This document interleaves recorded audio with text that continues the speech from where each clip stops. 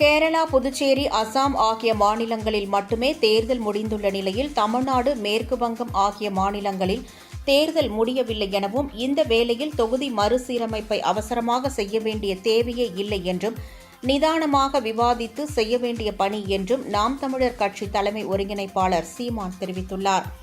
பாஜக எப்பவுமே இப்படி திட்டமிட்டு ஒவ்வொன்றையும் திசை திருப்பும் என்றும் CAA, NRC, NIA, சிறப்பு வாக்காளர் திருத்தம் என்று இது மாதிரி வேலைகளை கொண்டு வந்து மக்களை எப்பவுமே ஒரு பதற்றத்தில் வைத்திருப்பது அவர்களுடைய வழக்கம் என்றும் அவர் குறிப்பிட்டார்.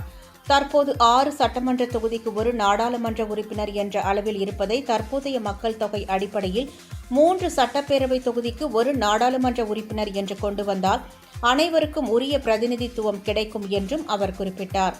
மக்கள் தொகை அடிப்படையில் கொண்டு வந்தால் உத்தரப்பிரதேசத்தின் மக்களவை உறுப்பினர் எண்ணிக்கை 2 மடங்காகும் என்றும் தென் மாநிலங்கள் பாதிக்கப்படும் எனவும் அவர் தெரிவித்தார். என்ன சீரமைப்பீங்க? நான் என்ன கேட்கிறேன்னா, அன்றைக்கு விடுதலை பெற்ற பிறகு 543 பாராளுமன்றம் கொண்டு வந்தீங்க. அன்றைக்கு இருந்த மக்கள் தொகை இன்னைக்கு இருக்கா? இன்னைக்கு 150 கோடியை தோற்றுச்சு. அப்படின்னா 6 சட்டமன்றத்துக்கு ஒரு பாராளுமன்றத்தை மாற்றி 3 சட்டமன்றத்துக்கு ஒரு பாராளுமன்றம் கொண்டு வந்தாதான் எனக்கு உரிய பிரதிநிதித்துவம் இருக்கும்.